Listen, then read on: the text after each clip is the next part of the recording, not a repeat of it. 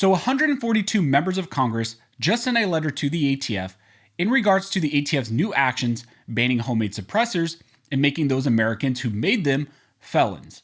So let's talk about this. But real quick before we jump into this video, if you think the ATF needs to be abolished, go ahead and hit that like button and subscribe. Also, I want to thank one of the supporters of this channel, which is Axel. Axel has this amazing ear pro like this. The earbuds, I really like them if I go to an outdoor range and I don't want to have to wear the giant earmuffs. These are a really good option. If you're interested, you can use the link down in the details section. And if you use the code ARMSCHOLAR, you can get 15% off of your order. So like I said in the intro, 142 members of Congress just sent a letter to the ATF demanding answers to why the ATF is going after things like solvent traps and other homemade suppressors, and why the ATF is denying Form 1 requests. The recent actions of the ATF essentially aim to bar Americans from legally making homemade suppressors, and this drastic shift in policy opens thousands of Americans up to felony criminal charges. Now, for those of you confused about what is going on, this all really started to ramp up back in 2020 when the ATF raided Diversified Machine. Diversified Machine is a company that was selling solvent traps with dimples on the end of the caps. The ATF claimed that under their interpretation of the NFA, these solvent traps could be readily converted into functioning silencers and therefore were actually silencers. Prior to this shift in the ATF's policy, the ATF had no guidance on what they considered to be a solvent trap and what wasn't, and therefore many companies decided to sell these types of items. But all of a sudden, the ATF has decided to arbitrarily claim these items fall within the NFA and GCA definition of silencer and therefore must be regulated as such. After this raid on Diversified Machine, the ATF sent out letters to customers claiming that the customers who purchased these solvent traps were in possession of a silencer and that they have not been registered with the ATF as required by the NFA, and that these customers were actually at risk of criminal felony prosecution. After this letter that went out to the customers, we then got notice that close to 1,000 Form 1 applications for prospective makers of suppressors were actually denied by the ATF. According to the ATF, companies who are selling products that can be used for the assembly or fabrication of a silencer must treat those products as if they are already silencers or suppressors. The company would need to be a licensed manufacturer, pay a special tax, and the product would need to be transferred on the ATF's Form 4 application rather than being registered via a Form 1 by the person who intends to use the parts in assembling a functional silencer. Growing concerns from gun owners across America resulted in 142 members of Congress now having to step into this issue. The following is a letter that these members of Congress actually just sent to the ATF. The letter states, "Dear Acting Director Richardson, the ATF continues the Biden administration's assault on Americans' Second Amendment rights. We have heard from concerned constituents that the ATF is attempting to restrict the ability of law-abiding Americans to make their own silencers. This ATF attempt to expand the definition of a silencer, like the ATF's other regulatory actions, is contrary to years of ATF precedent and beyond the scope of the agency's authority under federal law. We demand that you immediately stop this effort to curtail fundamental Second Amendment rights. The Second Amendment of the Constitution guarantees to all Americans the right to keep and bear arms.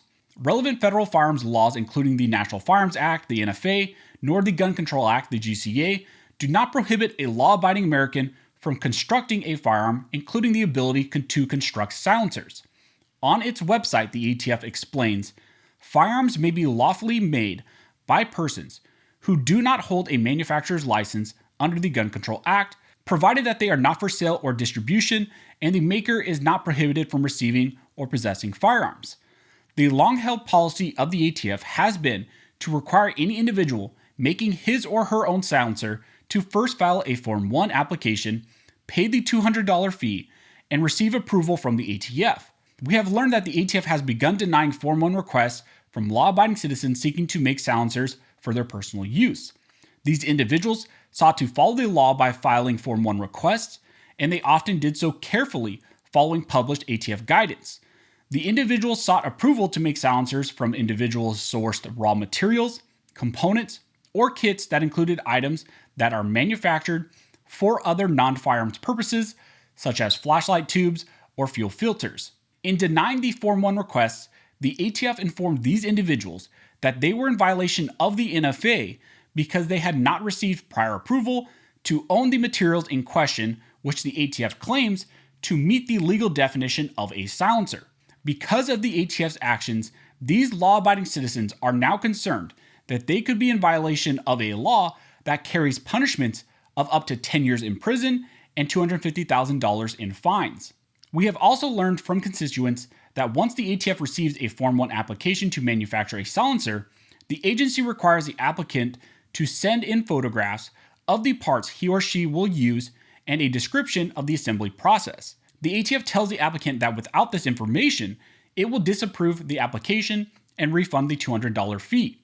The ATF's requirement, which is nowhere in the statute or existing process, potentially opens these otherwise law-abiding citizens to self-incrimination by admitting that they possess the raw materials that the ATF now defines as a silencer and demonstrates their constructive intent to violate the law. The ATF's continued assault of the Second Amendment threatens millions of law-abiding American firearms owners.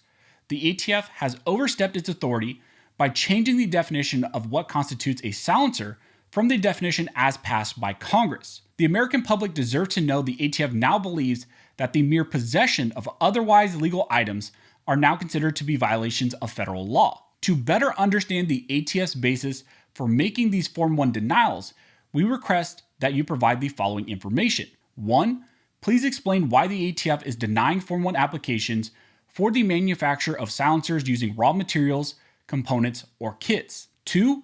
Please explain whether these denials reflect a change in policy and how the ATF regulates self-made silencers. 3. Please explain what the ATF has done to inform the American people of its position regarding a Form 1 application and devices it believes are silencers as opposed to individually sourced raw materials, components, or kits so that law-abiding Americans can attempt to comply with the law. 4. Please explain how the ATF evaluates whether a Form 1 application for a silencer is going to be used for individually sourced raw materials, components, or kits that in ATF's view is already legally a silencer. 5. Please explain why the ATF has repeatedly approved Form 1 applications for silencers made from individually sourced raw materials, components, or kits if the agency's policy is that these individually sourced raw materials, components, or kits are considered to be silencers. 6. Please explain how the ATF intends to handle approved Form 1 applications that occurred before January 28, 2022 for silencers made from individually sourced raw materials, components, or kits. 7. Please explain how the ATF plans to make tax-free registration available to applicants who in good faith attempted to comply with the federal law. If ATF does not plan to make tax-free registration available for applicants who in good faith attempted to comply with the federal law, please explain why. And 8. Please produce all documents and communications, including but not limited to ATF legal opinions, referring or relating to the ATF's definition of a silencer or what constitutes individually sourced raw materials, components, or kits. We ask that you provide this information as soon as possible, but no later than 5 p.m. on April 1st, 2022. It is then signed by the 142 members of Congress. So that is a letter that Congress just sent to the ATF in regards to their recent overreach in restricting home-made suppressors and denying those Form 1 applications. In April, we will likely get more clarity on what the ATF's position is. Hopefully, Congress gets more engaged in this issue, and maybe if we can get a shift in Congress in the midterms, we can actually get some bills introduced that expressly prevent the ATF from going after these types of items. Another thing that could really help are two current cases seeking Supreme Court review, which are the Apashian case and the GOA bump stock cases. So as we get more information, I will definitely keep you guys updated. If you have any questions, go ahead and comment down below and I'll try to answer the best of my ability.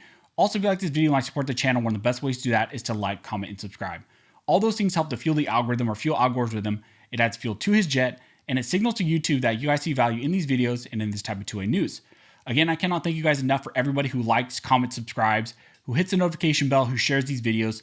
You guys are directly impacting these videos, impacting this channel, and helping me to reach and educate more people than I could have ever thought. So thank you so much for all of your support. So as always, thank you all for watching. Don't forget to like and subscribe. And never forget, this nation is built by armed scholars, and this nation will maintain by armed scholars.